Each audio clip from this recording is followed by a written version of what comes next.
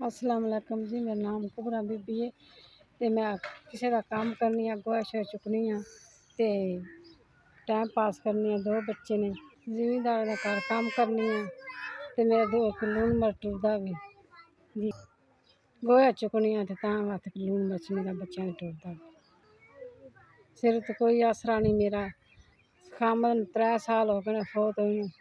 हाँ मैं जी कोई भी दे जाते ने किते मैं गुजारा करनी आ। मेरे बच्चे ने 2 ने, स्कूल भी नहीं पा सकती। 2 बच्चे लैके अल्लाह दे आसरे ते वक्त गुजारने ते बड़ा औखा वक्त गुजारने जी। 1 2 3 4 5 मेहरबानी भला होवे तुहाडा, कलिया 5000 तुहाडा पहुँच गया। अल्लाह पाक सुख दे जी, अल्लाह पाक बच्चे दी जे बेवा औरतां दी मदद कीती जी, भला हो जे। बच्चे मैं राशन लै आवां दी, भला हो जे। अल्लाह पाक सुख दे जी, अल्लाह पाक बाता दे जी। इंशाअल्लाह जिंदगी कर जे बच्चियां दी भी सने पोतरियां पुत्रां दी।